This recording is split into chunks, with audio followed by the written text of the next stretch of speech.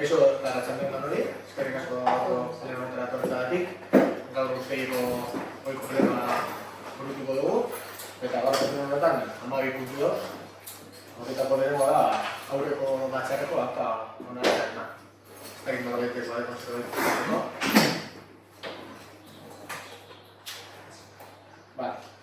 Pasatzen gara bigarren puntura.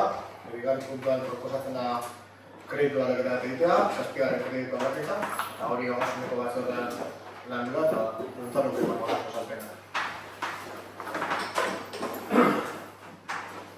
Batzordean, esan da moduen ogasun batzorde lan duzan, eta hau batez egaztena onartu dut dago, eta 7. kreditu aldaketa honek 3 puntu dekoz. Bat da, atxondoko harrera herria, elkarteari €2.000 bideratzen dena.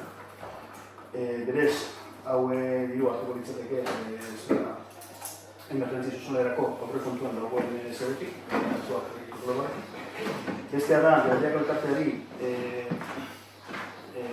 Nazioaren urteko berrean euskal eta inguru historika lantzeko orkestu dagoen proiektua lantzeko planteatzen da aurrekontu guztiaren ehuneko 50 onartzea, eta printzipioz bakatzen garria, zeren proiektu hori ondio 2025an zeian lantzen dago. Orduen hori planteatzen da onartzea, ehuneko 50. Eta gero bestie da, hau da zatirik importanteena, ehuneko 55.000 eta piku, berez da atxona badino, horrela izan bide konponketa eta zerrezia guzti hori, horreko egin zenatuak, hor, Ukrainako inbazioa dela eta bat eta beste gozan egin bat pentsatzen zuena, obra guzti horiek eta material kostuaretik gotzen zutela gota bat, nola egitene, asumidu bat zela horrek izan zuen koste eta bat. Printzipioz horre bere momentuan horra egin zutenak eta plantatzen zuten kantitatea hori batera zalaka bat. Momentu honetan, berez, hori teknikoki lantzen ari da, beretan kantitaterik guztirikoki dagoen, ez dakizan teknikoki egiten ari da, baina realidadea da, jasenik aguston figuratzen doktreinorik eta bat, eta ez daukagula aurre ikusita inungo partidari kondiri aurre egiteko, badazpadan kreditu hau ere administratzea. Bai bere diagan eta hau ziren zera, erremanentia.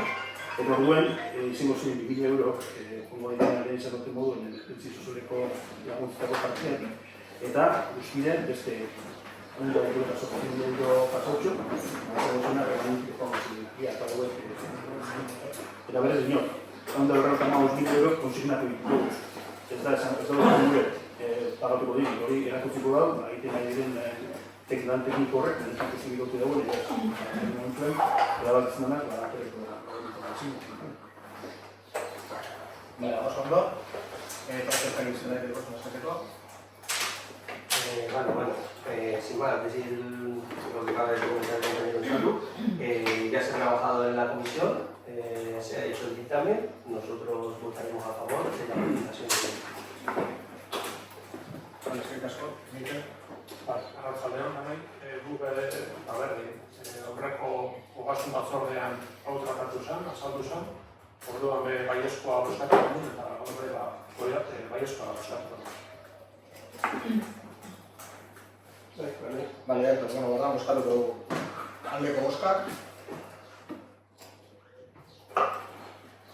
Bale, egiten da, hirugarren puntura pasatzen gara. Hirugarren puntua hori bai ogasun batzordearen konetutakoa.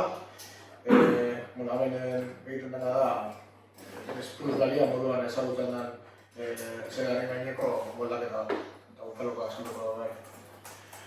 Bai, ebazten hau ere hau bat ez onartuko da, berez ordenatzen eguneratzen gara, alde lehenengo anexo eta bigarrena, lehenengo anexoan hor zehazten dira koefiziente batzuk, hor da, finiteak, segun zonan eta urtera, zera saltzen denen, koefiziente batzuk hori Foru Aldundiko dekretu baten bidez zehazten da, hori inkorporatzea.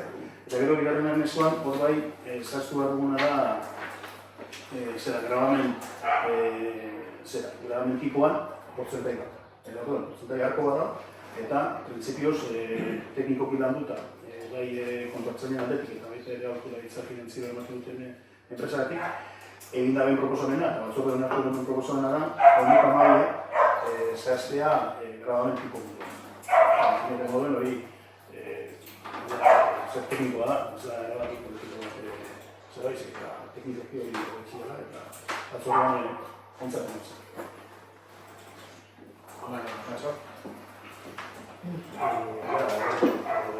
Como se ha comentado en la comisión, es una decisión técnica.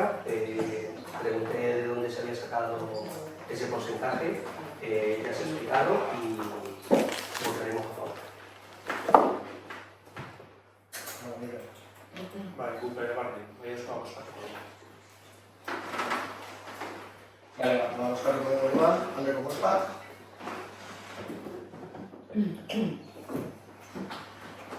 Vale, ondatu egiten da hirugarren puntua bai. Laugarren kultura batzen gara.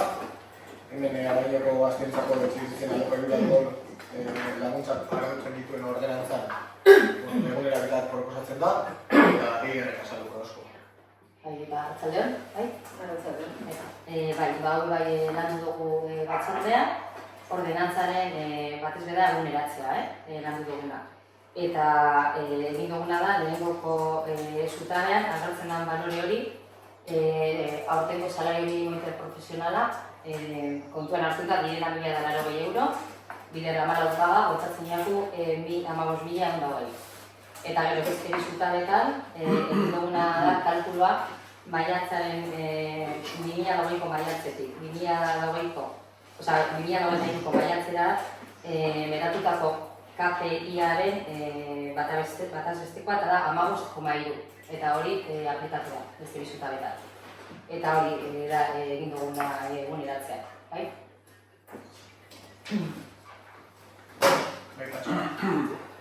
Votaremos a favor de la actualización de la ordenanza.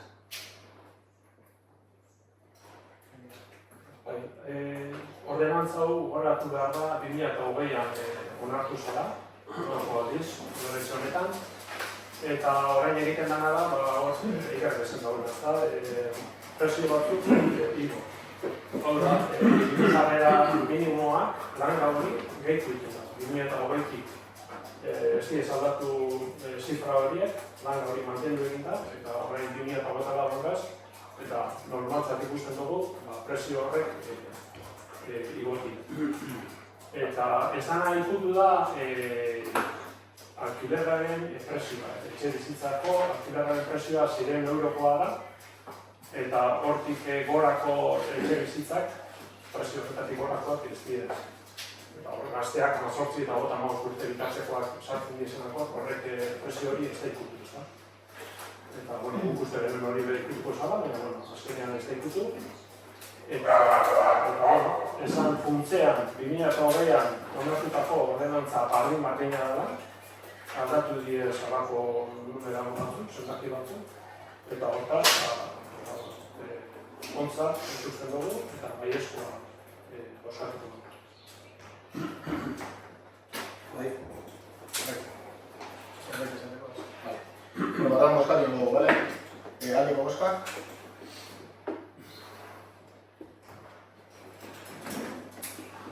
Vale, onartuta temoten dugu laugarren puntu ere bai, bosgarren puntua kontatzen gara. Hemen alkoholismoaren prebentziari buruzko ordenantza planteatzen da, eta kultura batzordean landuaren ginean, Monikak azalduko dago. Kultura eta jaia batzordean birritan landutako ordenantzak hartzen dugu pleno honetara. Apur bat kokatzeko dato batzuk aipatu nahiko genituzke. Abalme udalak komunitatera droga mendekotasunen prebentzioa lantzeko urtero 17.456,16 euroko ekarpena egiten du. Aldi berean, alkoholak jai eta ekintza ezberdin horietan izan duen kostuen adibide batzuk hauek dira.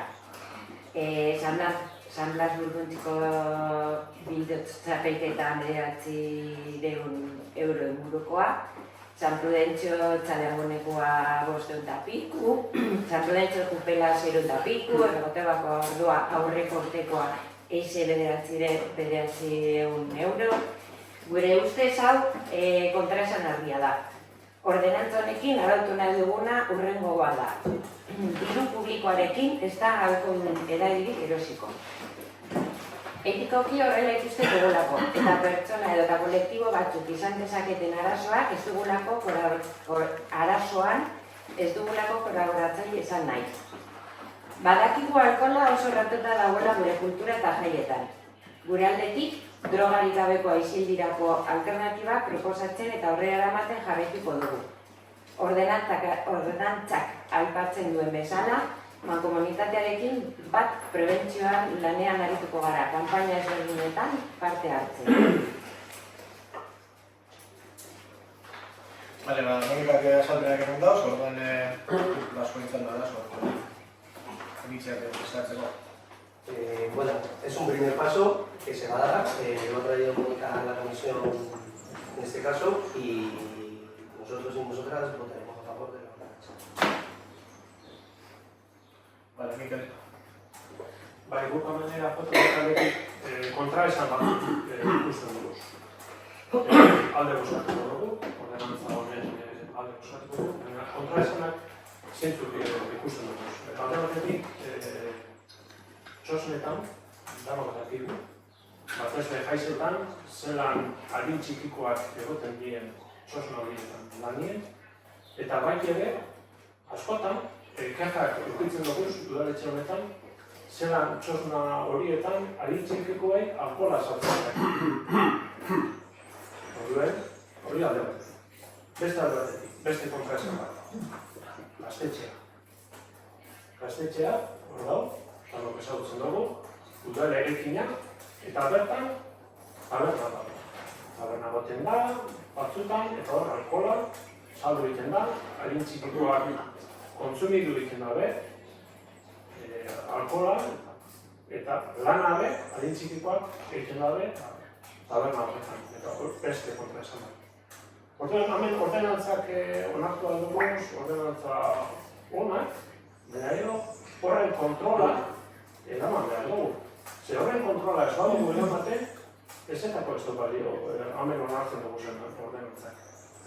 Eta honek ez, bote prontoan guk ikusi dugu zen kontra esan.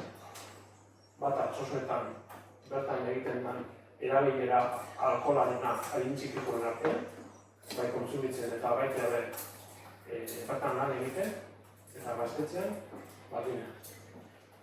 Orduan, guk ordenantza ondo ikusten dugu, gurrero pauso bat izan alda, baina ezin gara hipokritak izan. Azkenean neurriak ipini behar dugu, ordenantza hau bete arazteko.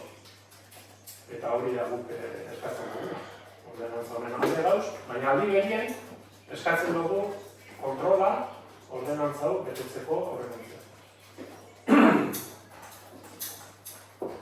Vale, está aquí, es un par de... Sí, bueno, hacer un mínimo comentario al respecto, ¿no? Este es un primer paso. Yo creo que la filosofía puede ser una filosofía buena, y es una filosofía buena, el hecho de, digamos, no fomentar el consumo de alcohol, pues no patrocinándolo ni no cubriendo los gastos que originan. Pero de alguna forma, por algo hay que empezar. Yo creo que es un primer paso para que de alguna forma, en estos momentos y dentro y en el futuro, podamos erradicar el consumo de alcohol, sobre todo los más jóvenes, ¿no? De alguna forma, tenemos una sociedad tan arraigada al consumo de alcohol, a cualquier evento, a hacerlo relacionado a una comida y a comer y a beber, que de alguna forma es complicado el seguir y hacer que la ordenanza esta desde el primer momento se haga cumplir, porque no es tan fácil. Porque tú puedes colaborar, aunque no subvencionar algo, y al final se está bebiendo alcohol igual que si lo subvencionas, ¿no? Es decir, es complejo. Pero de la misma forma hay un montón de ordenanzas que tenemos en vigor que desgraciadamente no se pueden hacer cumplir estrictamente, ¿no? Pues porque ni tenemos medios ni tenemos a veces posibilidades de hacerlas cumplir. Sin embargo, las ordenanzas están pues para cubrirnos todos en el sentido de que si en algún momento hay cualquier incidencia, saber que por lo menos lo tenemos regulado. En fin, que creo que es un primer paso para que el día de mañana podamos erradicar el consumo de alcohol, no solamente los más jóvenes. Probablemente Rafa y a mí no nos vais a quitar el alcohol por el forro, pero lo que vamos a hacer es beber alcohol con un dinero de público. ¿A qué no lo haría?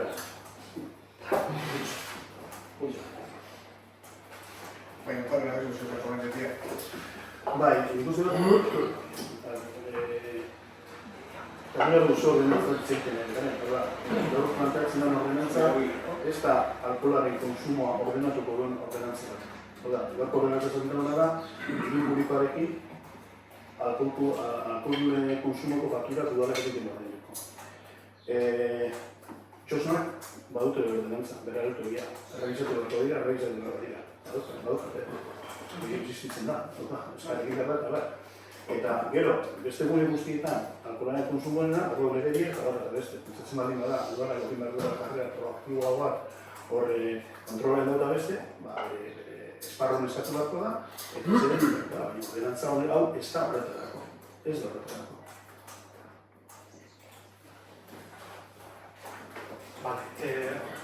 Gaztetxea udale erekin da.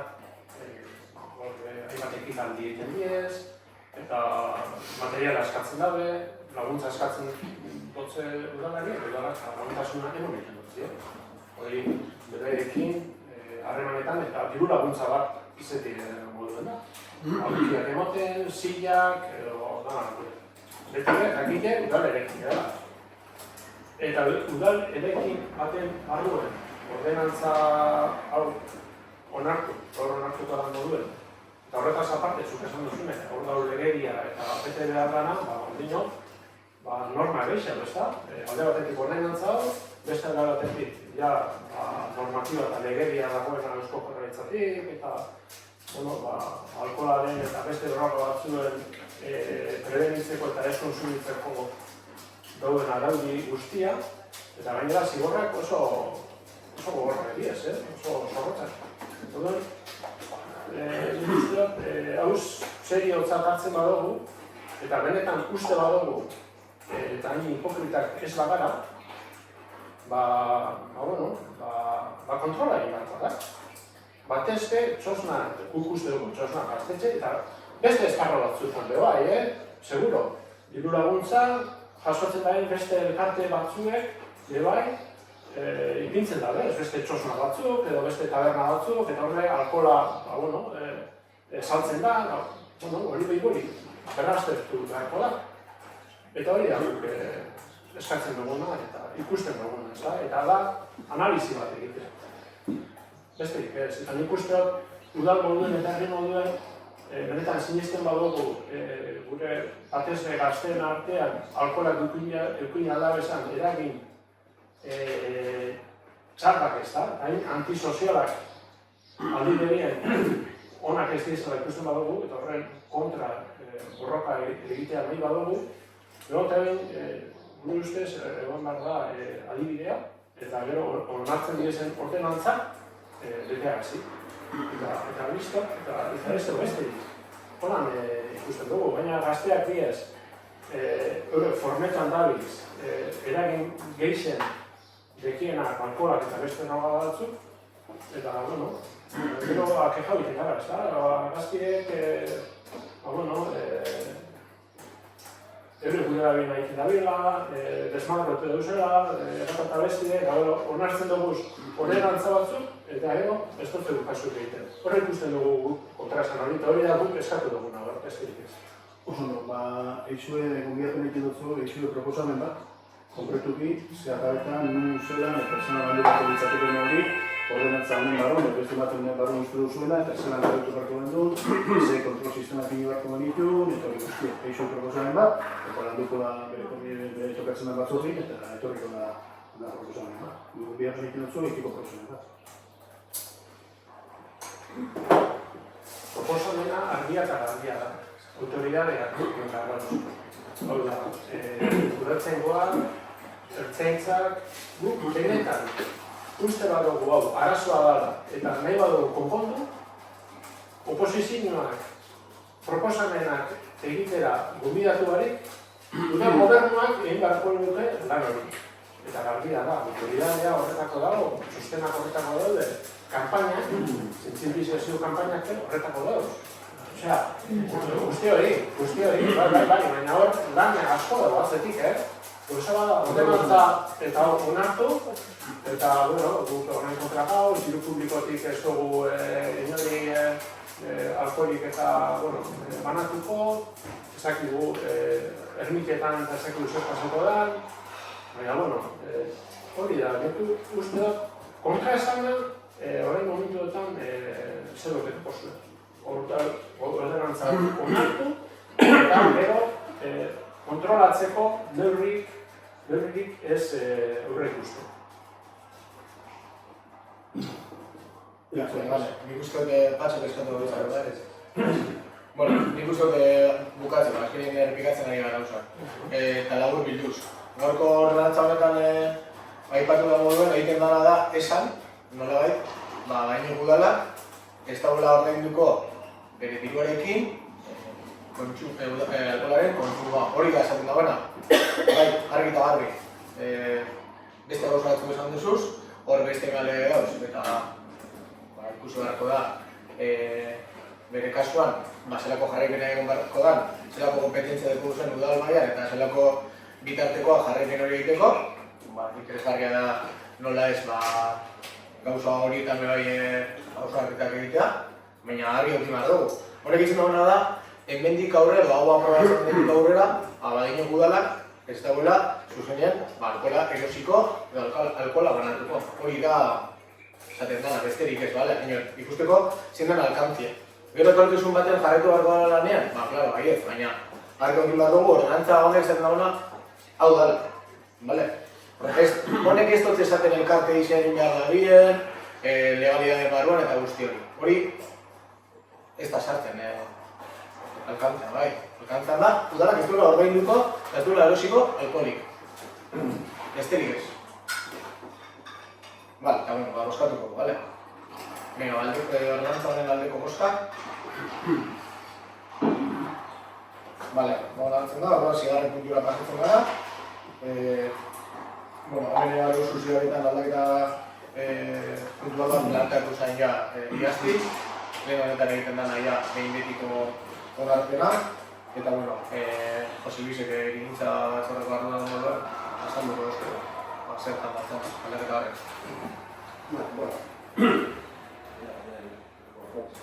Creo que si no, bueno, esto es algo que todos conocemos porque viene de bastantes años atrás. La intención de hacer distintas modificaciones a las normas subsidiarias, puesto que el plan general se está retrasando, y sabéis que todo este tipo de cosas estaban contempladas dentro del plan, pero como se retrasa, pues al final no ha quedado más remedio que hacer modificaciones puntuales para poder desarrollar ciertas necesidades que tenemos en ciertos sectores. Entre ellos era la zona donde está ubicada los pabellones de alta mayoría, al lado de Eroski, donde, bueno, en su día en las normas subsidiarias se les pusieron una serie de usos a esos pabellones que en cierto modo quedaron muy limitados, es decir, que solo puedas vender chuches, por ejemplo, para que nos entendamos en mayores historias, pues limitan que mañana venga alguien queriendo vender pues, no solamente chuches, sino ferretería. Y entonces, bueno, pues al fin y al cabo, los propietarios de esos pabellones y la gente que ha querido ubicarse en Albariño, en esa zona, pues se ha encontrado con que estaban muy limitados los usos de esos pabellones. Y han estado históricamente, incluso desde mi época, reivindicando que cambiemos los usos y ampliemos ese tipo de usos para poder ubicar muchos más negocios de los que ahora mismo están. Bueno, también nos encontramos con algún problemilla con el jubilado, que habría que modificar la situación que tiene para poderle dar una licencia de actividad privada, etcétera, viable el hogar. Nos facilita esta modificación el poder, digamos, cubrir las necesidades que tenemos en diversos factores. Yo creo que es bueno para el municipio, porque facilitamos que venga industria blanda, y de alguna forma no lo estamos haciendo por capricho de los que estamos, porque nosotros cuando fuimos gobernando sabéis que esa necesidad existía. Yo también insisto que cuando yo estaba también había demanda de ubicarse empresas en ese sector. Entonces lo que hacemos con esta modificación puntual es no esperar al plan general, adelantarnos y facilitar lo que estamos hablando, ¿no? De que empresas puedan venir a esa zona, se pueda dar un mejor, resultado al hogar del jubilado, en especial sacará al concurso anual, licencia de actividad, que no se puede dar porque no podemos, hoy con las obras, con las ordenanzas de entonces, me está haciendo efecto ya no puedo más.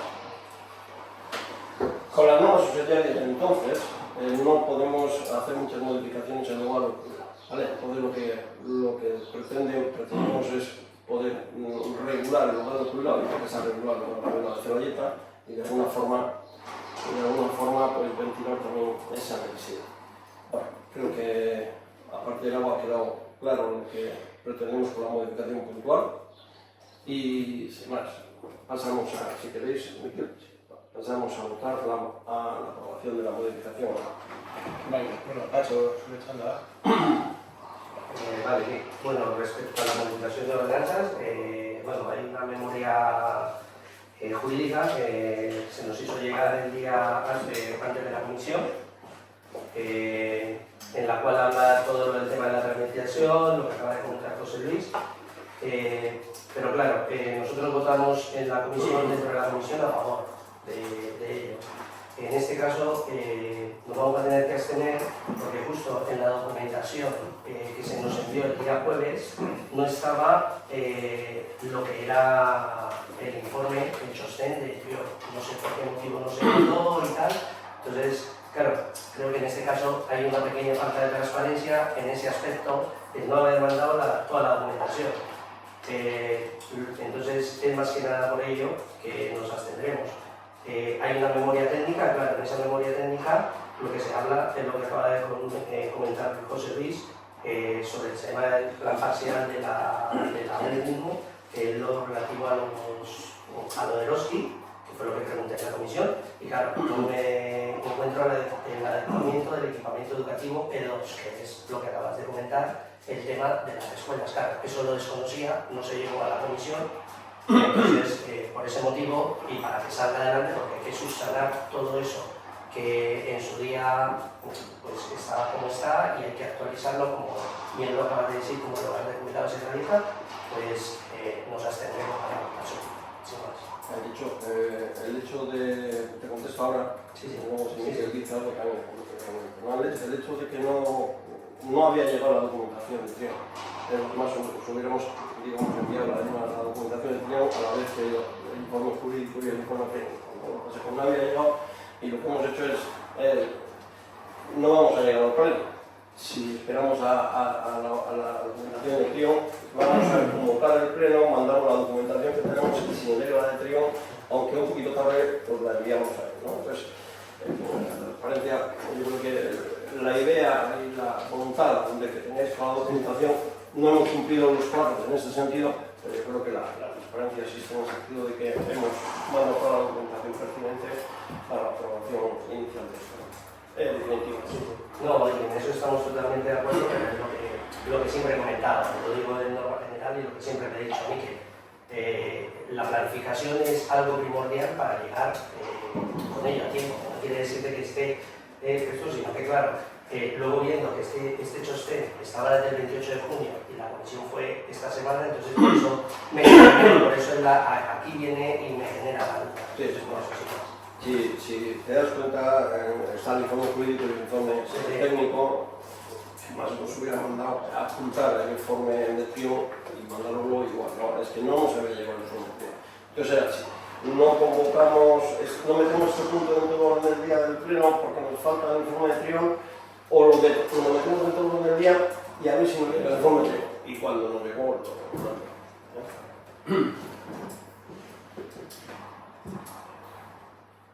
Bai, Mikel. Sí, más o menos lo mismo que ha comentado el compañero Pacho.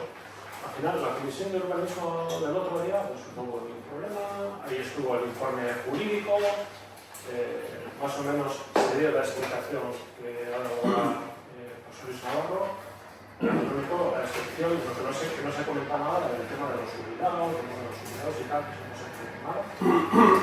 Y entonces, claro, nos encontramos en la documentación del Pleno de que un documento firmado en junio, concretamente el 28 de junio, de 137 páginas, ahora se presenta ya directamente, sin pasar anteriormente por comisión de urbanismo, ya para el Pleno, para su aprobación.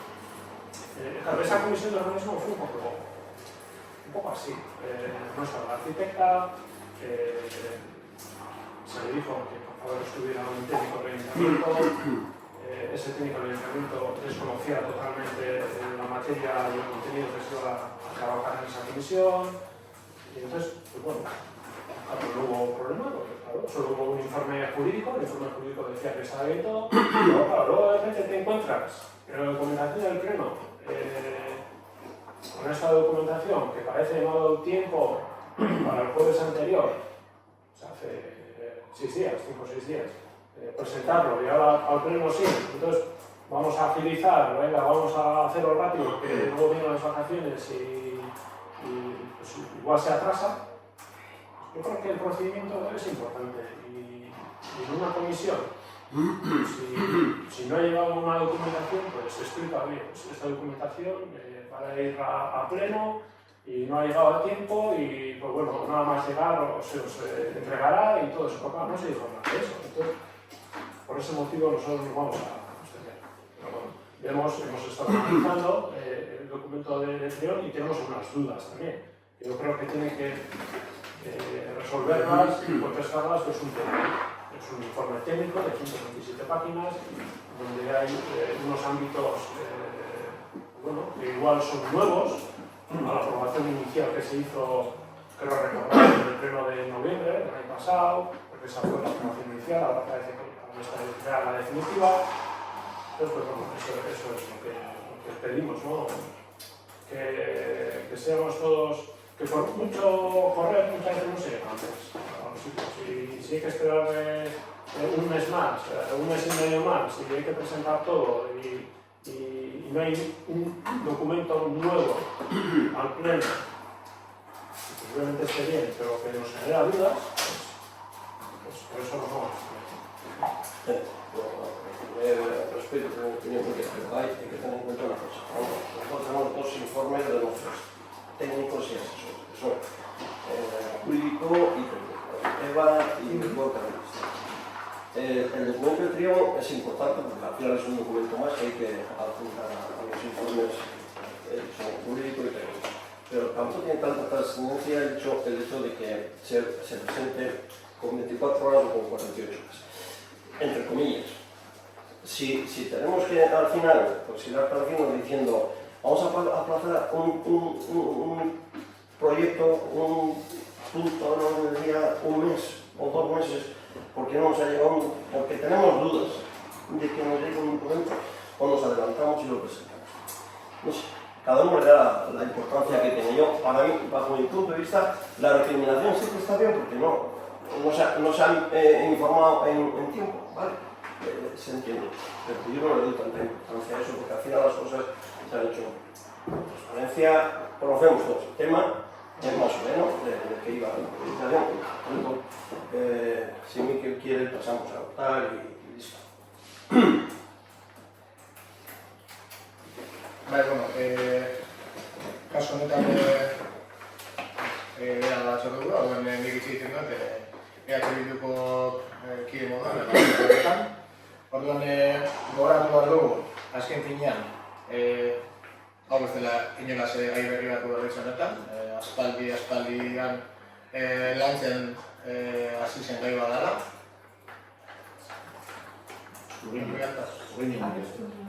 Así mejor.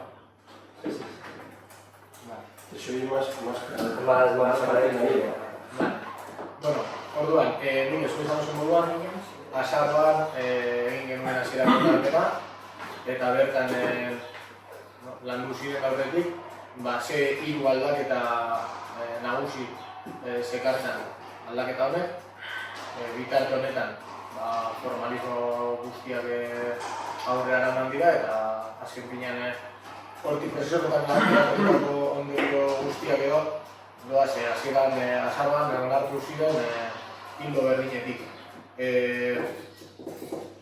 Nik dokumentazioa aztertu dudanean, ikusi dut oso txosten biak, eta bintzat ez dakit ez, bestot holan ikusi falta zen informazio begarri horran bueno, ez dakit, Jose Luis ere aipatu daude bera esalpena, uste du azken finean gaia politikoki landuta dagoela eta bakoitzatik iritzia ganda dukagula. Niri Teamseko karpetan agertzen zaitula 6 egun igo zirela dokumentu horiek. Ez dakit hor bitartean beste zerbait gertatu den, nik ez dut horren barririk ongi. Horren ez dakit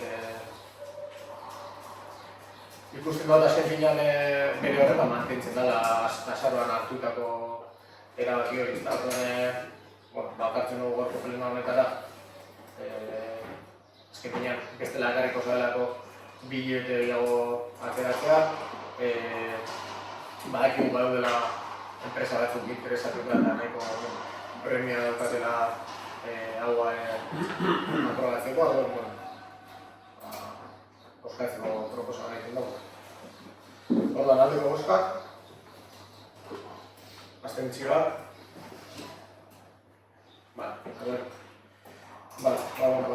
Onartuta geratzen hasigarren puntua. Zazpigarren puntua esaten duena da, alkatearen delegatzea ez ditu esan eraikinen argitetako kontratua. Eta, hau bere momentuan komentatu genuen plenoan,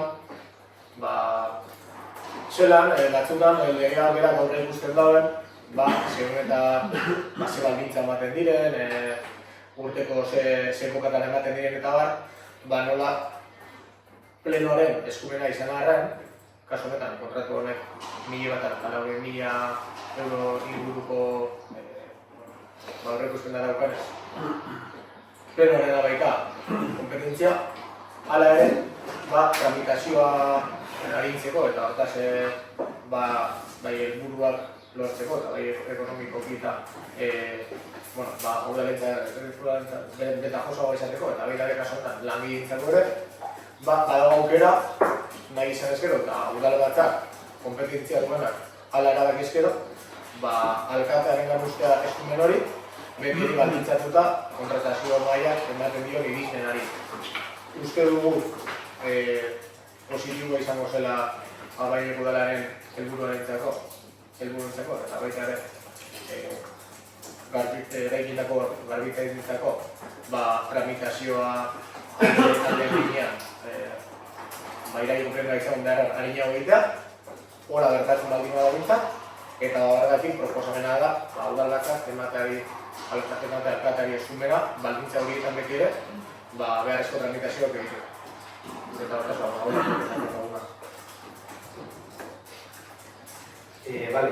referente al tema de la limpieza de edificios, como bien sabéis, y me reitero, desde que entré aquí a este ayuntamiento, el día 31 de octubre, he reivindicado que se haga cuanto antes el pliego de limpieza de edificios. Bueno, estamos llegando a agosto, prácticamente ya medio año, y bueno, por fin llega ese momento. Votaremos a favor de darte el poder de la firma, aunque, como bien lo has explicado, el órgano de contratación es el Pleno. Lo único que quiero dejar constancia de que esto es un caso puntual para que salga adelante y sea positivo para Valle. Entonces, y sobre todo para los y las trabajadoras, en este caso de la mujer de Valle. Por lo tanto, estaremos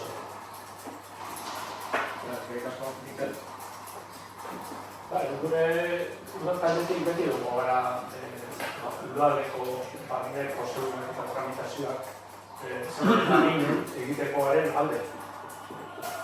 hori gu beti gongo gara, baina beti legalki eta ondo egin ezko. Horreko puntuan, adibidez, gure izen da, aparkatu horreko puntuari, baina aparkatu maso hori izateko da. Horreko puntuan ere, gure izen da udal gobernutik korrika eta presaka oporrakatu horretik onartu adauz bat, garria, baina dokumentazioa ez da pasatu batzordetik azkeneko udal honetan azkeneko 40 urtean pasatu izan da moduen. Osea, prozedura beti izan da udal honetan, udal izan dena. Examinatu egiten da dokumentazio guztiarekin batzordean, eta gero, plenora ematen da, eta onartu egiten da, baina, puntu honetara bueltatuz, bai, gu tramitea gainitzaren alde gauz, eta hau ondo egin da. Horrekoan bai, plegoetan ja sartuta gozan puntu hau, baina orain ja, formalki ekartzen da ona, onartzen da puntu hau esklusiboki, eta gu ondo gauz. Sí, históricamente siempre se ha utilizado este método para agilizar, ¿no? Es decir, si tenemos la posibilidad del día 3 de septiembre de aprobar digamos, el contrato de limpieza de edificios, ¿para qué vamos a esperar a finales de septiembre a aprobarlo en pleno? ¿No? Porque lo suyo es agilizarlo, proveyendo al alcalde, delegando al alcalde para que pueda firmar el contrato y pueda estar en vigor. Eso se ha hecho siempre históricamente porque eso nos ayuda a que funcione mejor el ayuntamiento, sin más. Vale, bueno, Miguel, zenbaz puntualizazio bat. Nik plenari begira dokumentazioa denbora, dokumentazio guztia onda beren denboran sartuta. Ulertzen du plenari begira legaltasuna aldetik dana bete dela behar den bezala.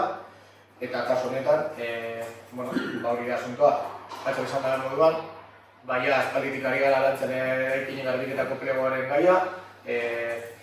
Hor egin genuen urteko plangintza bat lizitazio gertatzeko, badakigu ganok ere bai 10 enpresa aurkeztu direla, eta kasu honetan teknikaria buru belarri egon dela azkenengo hilabete honetan 10 enpresa horien eskaintzak eta baloratzen, eta puntuatzen, eta bari gara prozedura aurrera ematen, eta horretik ateak orduan, gure partetik egin aldugun bakarra udalatzea bezala da, egiten ari garena, ez?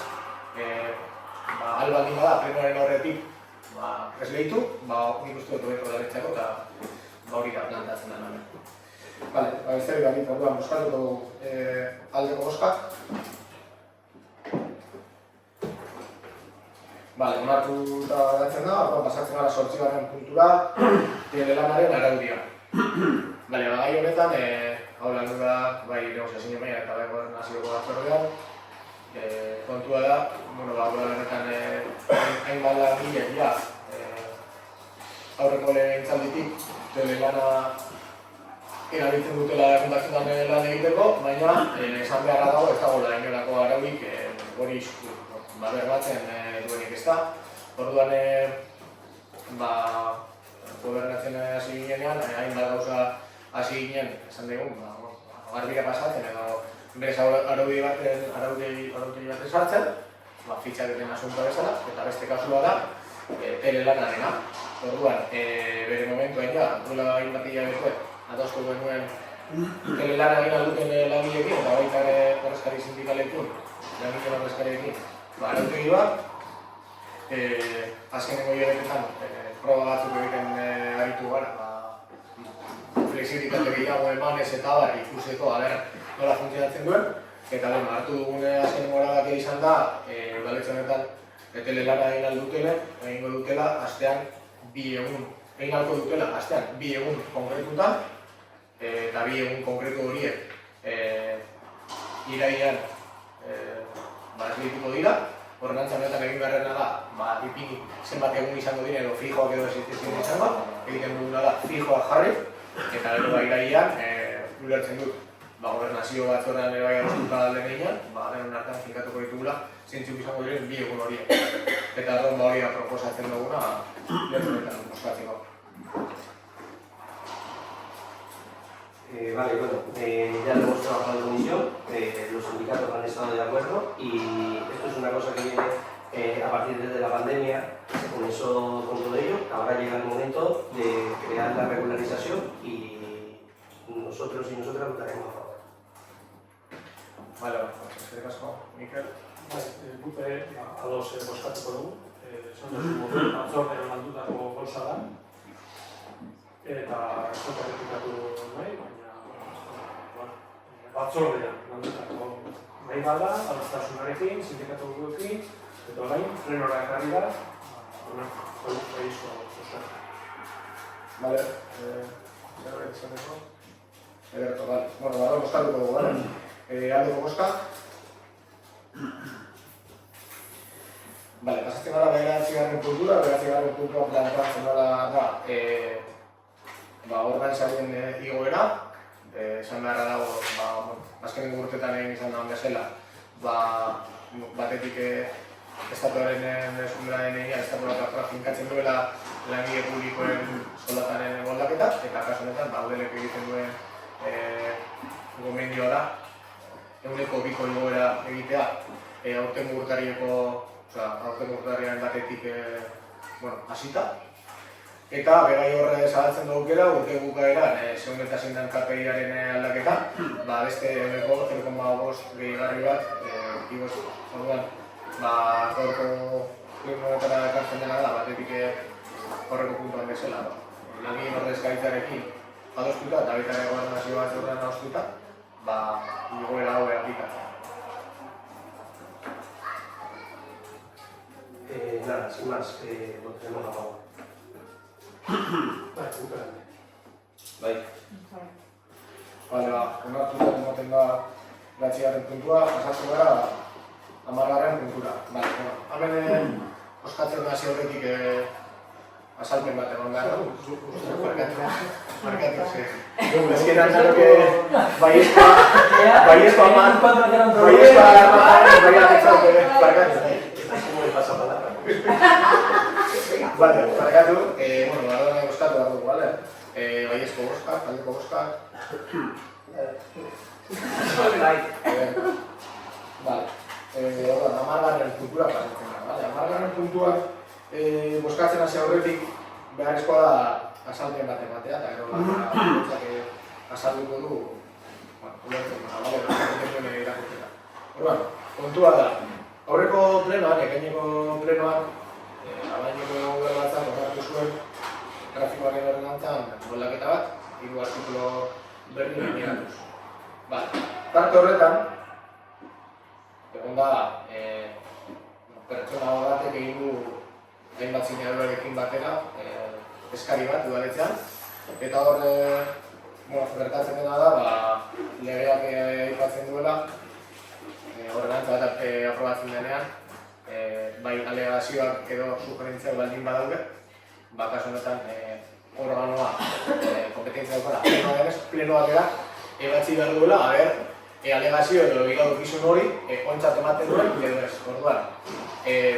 Hona ekartxarena berez da gauza bat administrazioak eta herritarren eskubideek barrenagatzen dutela, hortaz horregatik gaurko plenoetara ekarri behar da puntu hau.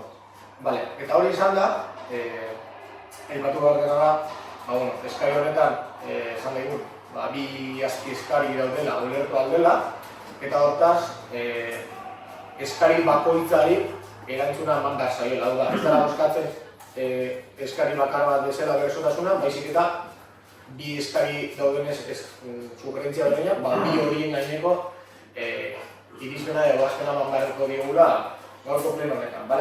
Orduan, hemen daukazu berro dokumentazioa, hemen aipatzen dena da, eskatzen dutena da, batetik ordenantza bertan bera ustea, nahi dutelako kotxearekin bertako bizilagunek pasatzea, hortaz. Hori berez, termino juridikoetan kontraesan bada, izan ere gaur egun kale peatonal bat denean ezin delako inolako kotxerik pasatu. Orduan, ordenantza honek egiten duena da, hain zuzen ere, baimendu egoera batzutan kotxe batzuk pasatzea. Hortaz, kotxea pasatzeko helburuarekin eskatzea puntu aukentzea, berez kontraesan bat da bere horretan, ezta? Hori da, bozkatu behar duen puntutako bat, jartzen du idazkaritzak egindako txostenean, bozkatu behar duen batetik. Hau da, el artículo 37 de la ordenanza, bozkatu behar duen gauza, eta bigarren eskaria egiten duena da, bueno, va a eliminar la restricción de circulación de tráfico rodado por dicha calle para nuevos y nuevas residentes. Hau da, bigarren eskarien egiten duena da, eskari bat nolabait moldatzeko ordutegia eta bertako biztanlei ulertuta. Txingurrizoloko lehenengo portaletik bederatzirako biztanlei ustea inolako restrikziorik gabe pasatzen. Hau da, laburikuz. Bozkatu behar dena da, batetik, lehenengo eskaria, ordenantza bertan bera ustea, Txingurrizoloko puntua bertan bera ustea, eta bigarren puntuan bozkatu behar dena da, ordutegian restrikzioak kentzen diren, eta hortaz, restrikziorik gabe, guztien dugun kotxea pasatzen. Bi gauza horrek, bozkatu behar ditugu. Esaten dudan moduan, hau ez da erabaki politikoa, hau ez da udal gobernuaren proposamen bat, hau da, legeak herritarrei ematen dizkien eskubideen bertan jarraitu behar dugun prozedura. Hortaz, nahi baduzue, bozkatzen hasi aurretik, talde bakoitzak zuen iritzia gara, eta gero bozkatuko dugu. Bueno, sin más, viendo la petición de los vecinos de la calle, anular el artículo 37, yo voy a estar de acuerdo en anularlo y hacer un proceso correctivo a lo que se está hablando por parte de los vecinos, que es eliminar la restricción de circulación del tráfico rodado en conjunto con ellos, porque veo que hay un malestar y se debería de actuar de esa forma. Entonces, por lo tanto, en una votaré en contra y en la otra, o sea... Vale, Mikel. Bai, guk aurrekoan behar ezezkoa bozkatu egin. Eta batez be formagatik. Uste genuen korrika eta presaka egitako ordenantza aldaketa bat zala. Eta gero bai, esaten genuen kontrola, eta kontrola zen nork emango da, usunan emango da, kamarak ekiniko die, bai, esan zen kamarak ekiniko die, kamarak ez dau, eta orduen, hemen zeletarreko kale horretan, bai, guk du ikusten genuen zen, unak eta dozelako, eta gero kalez bai, kotxeak ikitu nahi izango dizelako, kanarrazko kontrol bat ez bada erabaten. Eta gutako hori oso garrantzitsua da. Ordenantza bat onartzerakoan, horrekoak onartu dugu alkoholismoarena, orain trafikoko mundaketa hau ipintzen dugu bai Txingurrizolo dendako, kasu honetan konkretuki, baina ikusten dugu, kontrol hori, udal gobernuaren aurre ikusten falta hori, gauzak harin egitea nahi dalako, eta edo, halko kontraesanak egon aldi izan. Eta horren ikusten dugu, gauzak nahi badugu zabaltasun gehiagoa egin eta akordio gehiagoa egin, gauzak patxada zein behar ezela, hobeto aztertu, eta behin ordenantza onartuta edukin ezkero, dispositibo eta martxadanak prest edukin, hori, ordenantza hori, onartu dana aurrera eramateko. Nik ez dut momentu honetan ordenantza hau martxan dagoen, ez da. Eta hortik kotxik pasetan die. Ezin godi pasan, dino, ez dakit. Eta martxan ikintzen denien ordenantza hau, ja boletinean egon denien, alegazioak eta ikusten dizinien, eta guztiz definitiboki ordenantza onartzen denien, zeletarreko kale hori martxan ikin beharko da. Horretako aurreikusten bat. Egon behar da. Eta ez dugu ikusi. Punto honetan be, aurreikusten hori bozkaketak egiten egingo dugu, eta bozkatuko dugu punto bi haueketan baiezkoa. Segon zepetatzen duzuen. Berriro berraztertu egin beharko dela prozesu guzti hau, aurreikusten falta dagoelako, kamararik ez dagoelako, kamararik ipini beharko die, kamarak ipini beharko die, eta gauzak ipini beharko die martxan. Eta ordenantza onartute dagoenien, garantia guztizekin ipini martxan ordenantza. Eta hori ez dugu ikusten. Vale, bai, pues Luis... Bueno, sí, intervengo en 2 o 3 minutos. Vamos a ver. Con estas reticencias que... Perdón. Con estas reticencias que veo que a veces tenemos para hacer cambios de estas características, pues bueno, no se hubiera avanzado absolutamente nada en el municipio de Valladolid.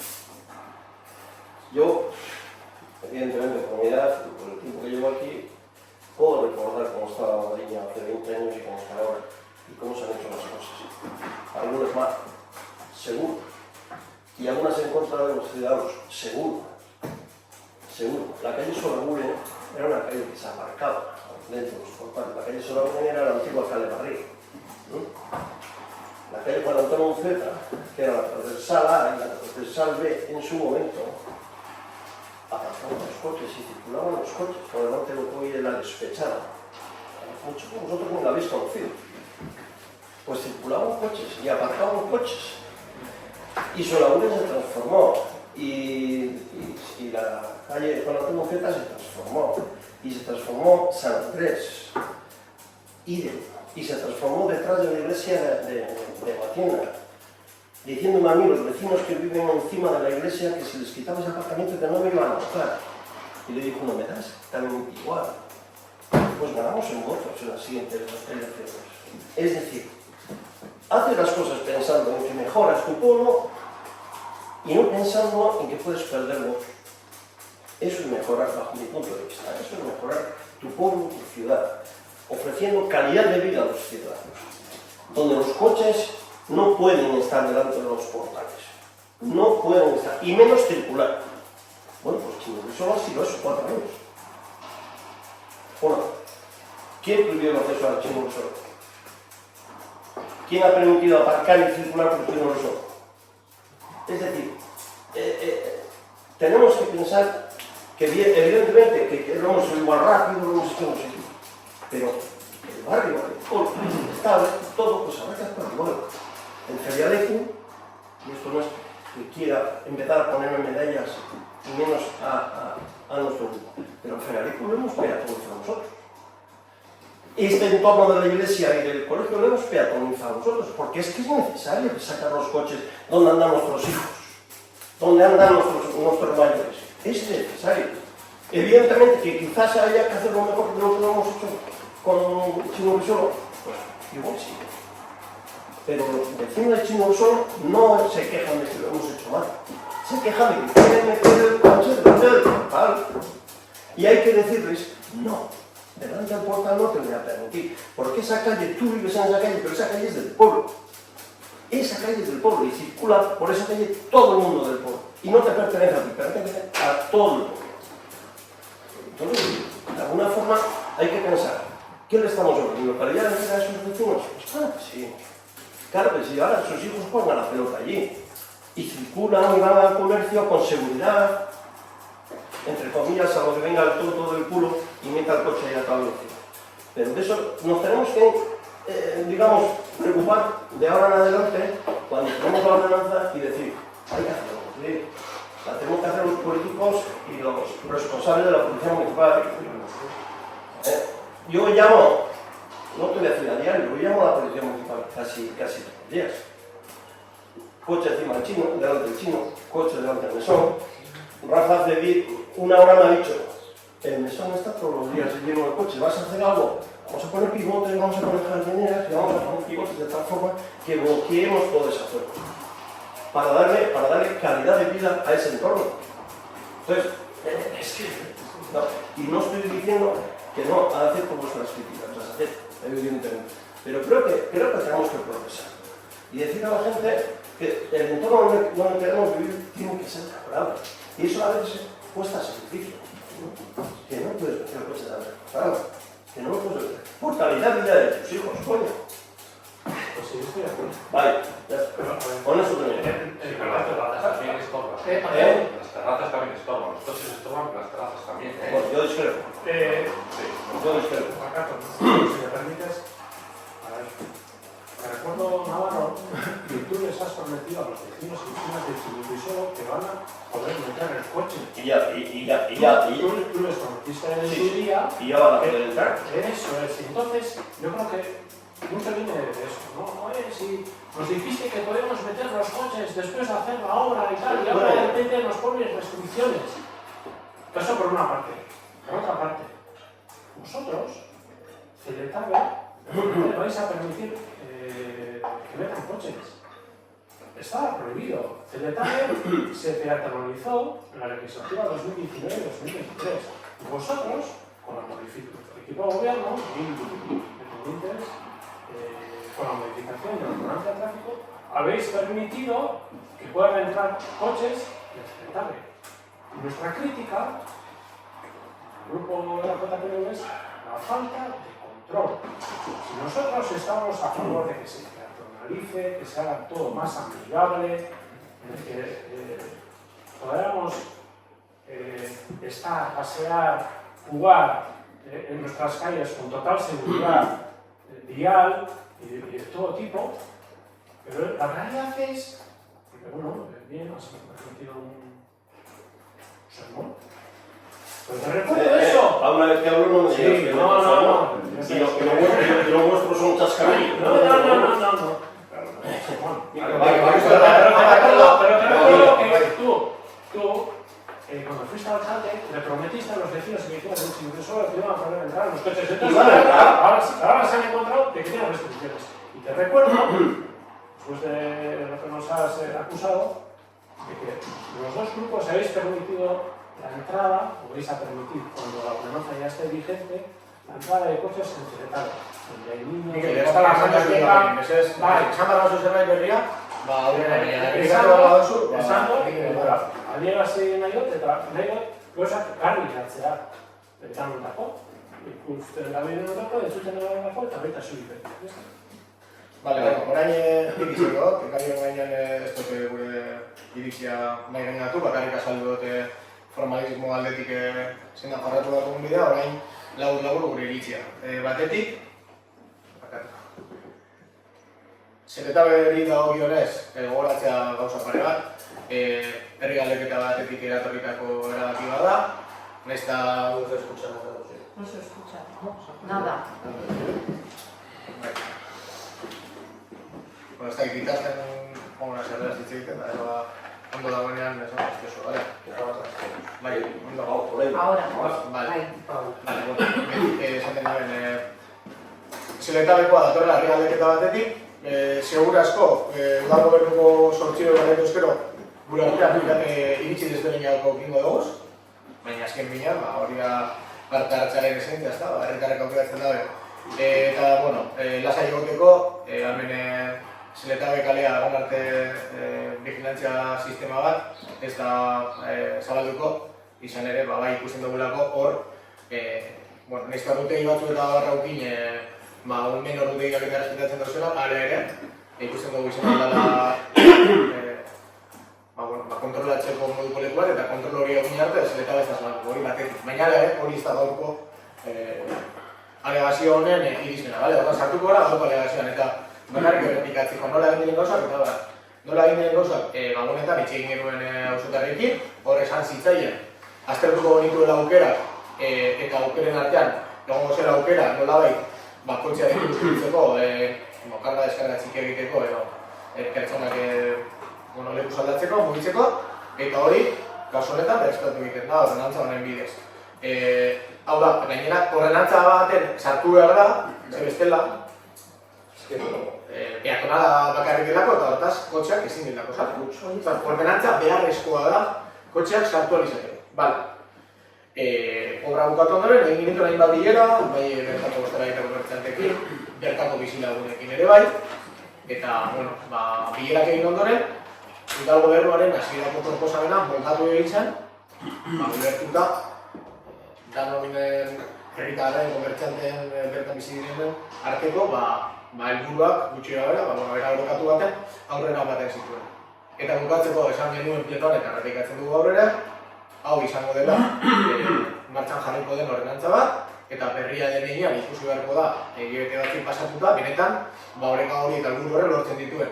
Ez baldin baditu lortzen, edo lortzen baditu, honetan egingo dugun, beste bertako bizilakin egingo dugun bilera baten komentatuko da, eta ikusiko dugu aderantu dagoen, edo aldaketa egin behar diren, eta besterik ez. Hori da egin genuen planteamendua plenoan, eta gaur, azken finean, ratifikatu egiten gara, gure hasierako posizio horretan. Eta hortaz, bakoitzak esan dugu ulertzen dagoena, bozkatu dago, gogoratu. Recordamos lo que hay que votar. Bertan bera ustea, eta hortan bertan bera usten badugu, kotxeak hortik ezin dira pasatu. Edo zen modutan bere bakarrik emergentzia. Eta bi, eskatzen dena da, bigarrenean, ordutegi hori aldatzea. Bale, orduan, guztiz kentzea, txinurzeloko apartaua horrentza horretan, bi, aldaketak egitea ordutegitan. Bale? Bien, orduan, guk udal gobernutik aurka bozkatuko dugu, azken finean ratifikatuko garelako, gure hasierako iritsi horretan, eta egingo dugulako, esan genuen prozedura. Bale, argi dago, orduan, lehenengo bozketa. 37. artikulua ezabatzearen aurkako bozkak. 37. artikulua ezabatzean kentzearen alde. Vale. Bien. Orduan, ez da onartzen lehenengo eskaria. Bigarren eskaria da, ordutegiak aldatzea. Ez du zehazten zen modutan, baina bai, ordutegiak aldatzea. Orduan, guk aurka bozkatuko dugu, guk bozkatuko dugu, beste mantentzea orduan. Proposamen berri horren aurkako botoak, ordutegiak aldatzearen aldeko botoak.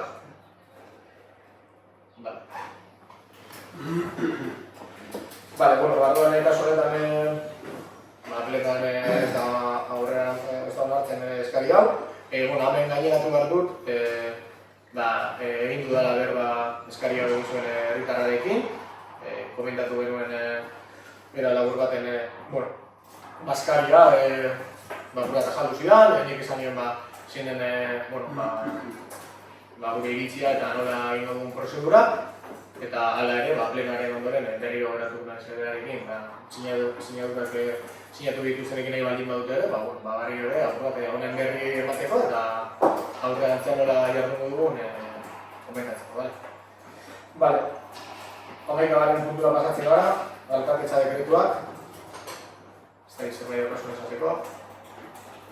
Sí, el decreto 425 el servicio de desratización y control de plagas, y el 455 en el punto 76, que también habla de contra de plagas. Entonces, quiero saber si se van a contratar en distintos ámbitos estas cosas, entonces más que nada para que lo verifiquéis. Por entender la pregunta, ¿Pero qué? ¿Saber si este de un contrato menor o...? No es que sea un contrato menor, es que son dos empresas distintas, y entonces lo que quiero saber es si se está contratando a una u otra cuando ahora mismo se ha hecho un contrato menor para el control de plagas y de ratas. Y entonces aparece en el 455 también control de plagas y ratas, pero es de otra empresa. Entonces lo que quiero saber es... ¿Por qué hay dos empresas distintas? Vale. Luego, el 489, una multa de Urano. Entonces, era un coche público, ¿qué tipo de coche? O sea, sin más. El 489.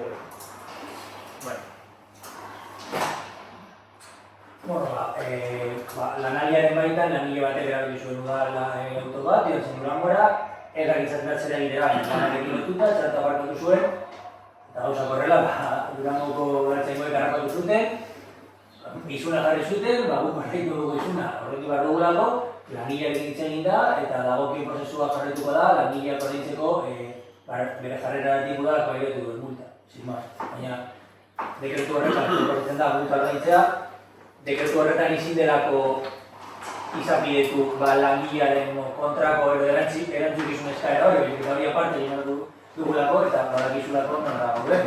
Baina, hori itzain da dagoela ogasanarekin, eta itzain da dagoela langilearekin, eta langileak onartu du, ulertzen duela perfectamente, bere akatzetan dela, eta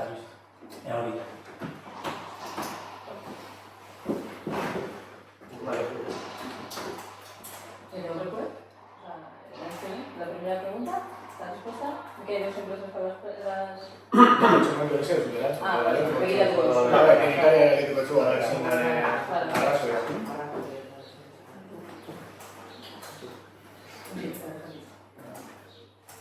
Bai, gero pasatzen gara, baiaren puntura, baterak eta eskaria.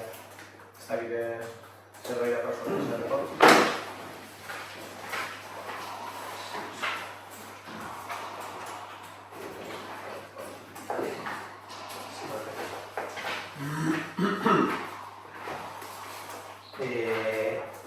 En el acta anterior, del pleno anterior, el alcalde comenta que se trató con los encargados de área, cuando pregunté sobre la baja, en este caso de la delineante, el alcalde comenta que se habló con los encargados de área y que dado previa que la baja no sería larga, no resultaba óptimo contratar a alguien. No obstante, si se alarga la baja, se plantea tener la cobertura.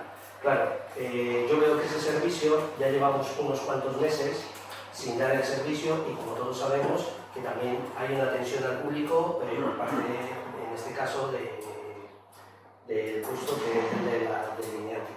Entonces, luego lo que me extraña mucho es lo que has comentado, Miquel.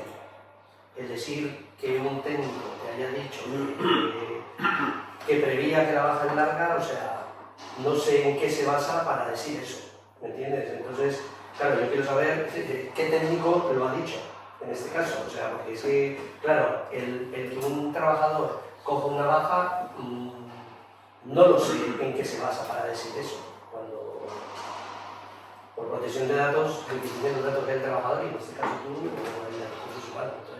Entonces, quisiera saber la respuesta que me has dado referente a este tema, de dónde sale, o si es que ya son futuristas al saber cuándo van a venir o no cuándo van a venir los trabajadores.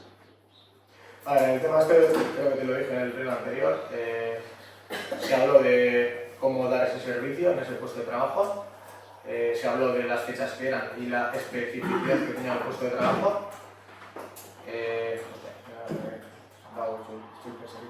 Bai, orduan, hori ikusita da postu oso zehatza dela, ikusita horre lan egiten duen pertsonari egindazeko trasbasi garrantzitsu bat, eta ikusita ere uda sasoian dauden langileak eta ondo diren langileak, eta ez dago aukera dauden solape hori ondo egiteko, teknikarien aldetik ikusten zen egokiagoa behar izatekotan eta titularra irailaren birako bueltan ez balego, hor bai ja kontratazio hori aurrera namatea eta aurrera ja plantilla eta solape hori egiteko beharrezkoen jentea egoten denean horre egitea. Orduan, aurretik bueltatzen bada bikain, ez baldin da bueltatzen, irailaren hasieratik ja, lanpostu hori betetzea da helburua.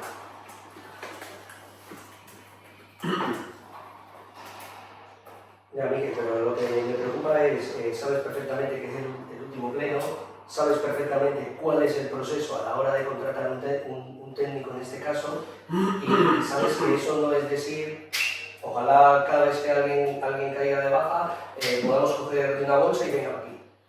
Tú sabes perfectamente el proceso que conlleva ello. Entonces, el decir que en septiembre vamos a tener una persona...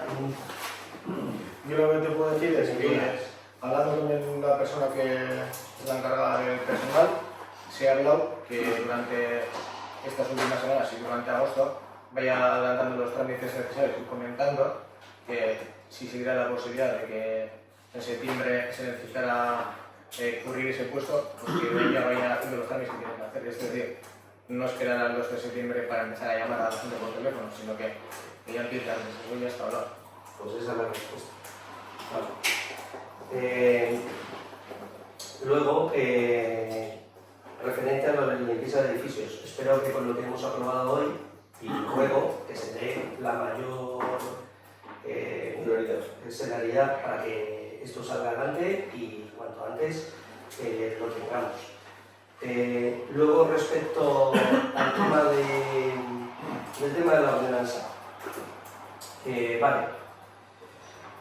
Yo lo único, y siempre lo que he recriminado aquí es que el modo en el cual se ha llevado todo esto, ¿no?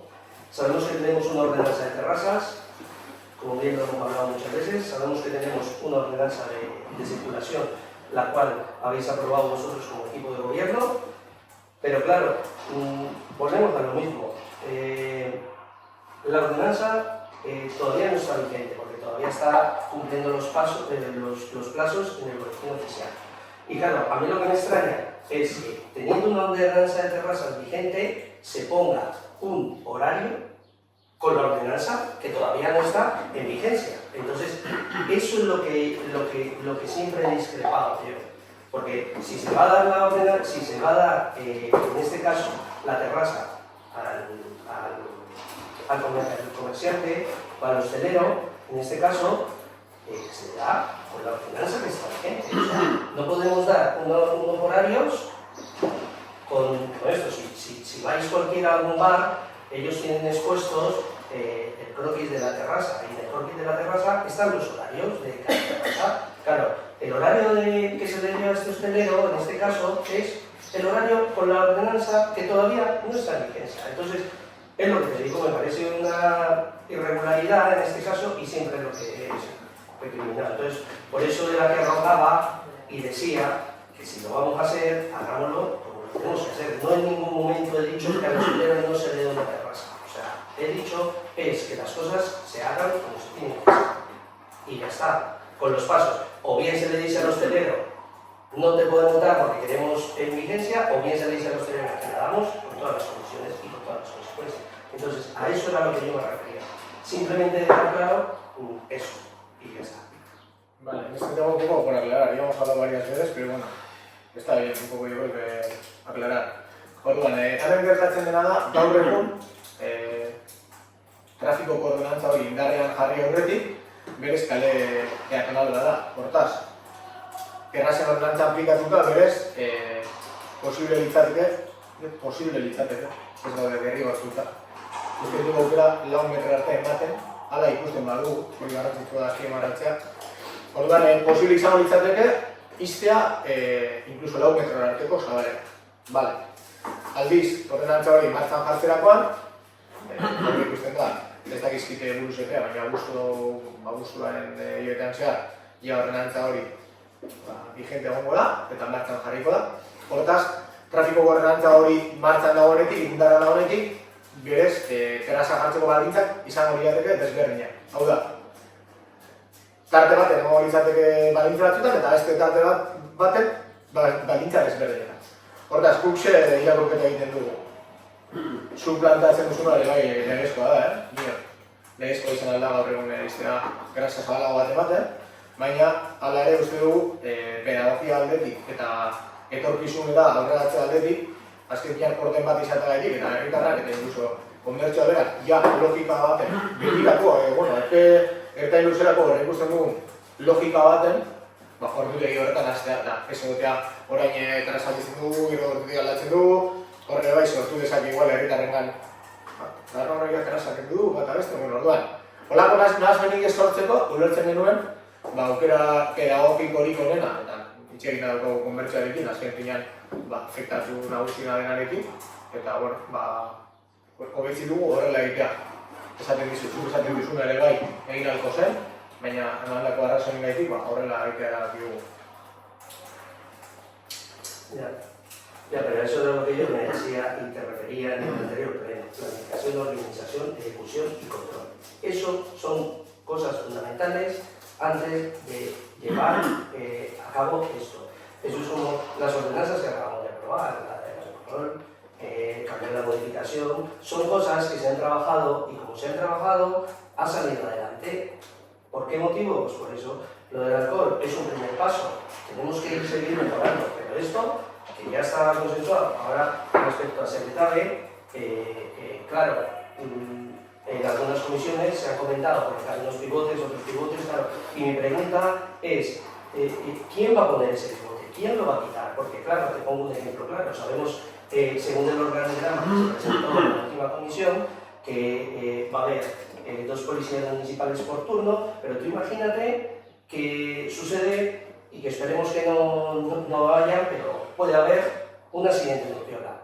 Y en ese momento haya que quitar el pivote. Entonces son cosas que hemos aprobado una ordenanza, va a llegar el momento, entonces ahí es donde tenemos ahí es donde porque era lo que tú comentaste en alguna comisión, que el municipal era el que iba a quitar el modelo. Entonces, claro, yo lo que quiero saber es todo eso, cómo se va a llegar a ello. Bien, el planteamiento, yo, pues sí, podría poner el secretario. El planteamiento del secretario no va por poner pivotes. El tema del secretario se está trabajando con la policía municipal, con el técnico de movilidad y con la persona de informática. Se están barajando diferentes opciones, se está pidiendo diferentes presupuestos y por eso he dicho a Miguel antes que hasta que tengamos el sistema de vigilancia pulido y contratado no se va a poner a abrir esa calle, pero al parecer, y digo al parecer porque todavía no está confirmado, va a ser con un sistema de vigilancia de matrículas. Pero bueno, todavía no hay nada totalmente cerrado y entonces en las siguientes comisiones en septiembre iremos abordando el tema con más información. Un poco eso es el tratamiento que se va a dar. Vale, hasta aquí. Vale, la veíamos. Vale, y sí, lo último, bueno, lo último, justo en el informe de Tío, más que nada para que se corrija,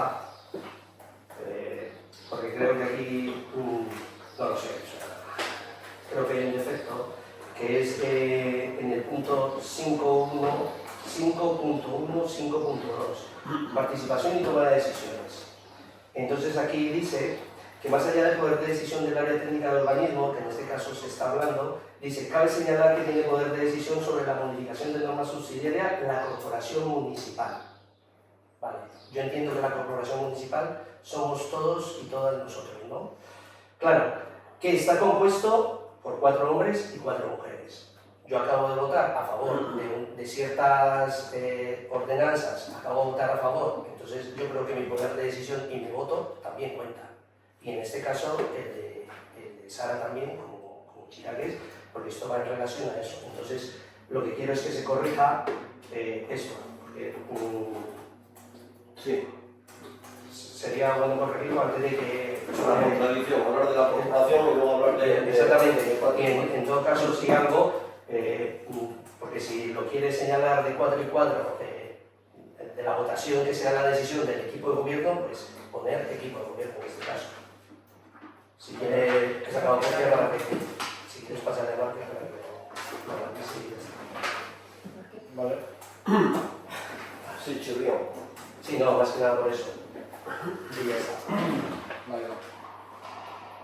La explicación. Zer gogo zekia. Vale, bueno, bukatu txaten moten dugu plenoa. Baina okorra de pausa, ¿no? Esto es verdad. Así que bueno, la banda pasa una, disfruta, descansa, eta bai gai berriro. Buelta, ya, Venga,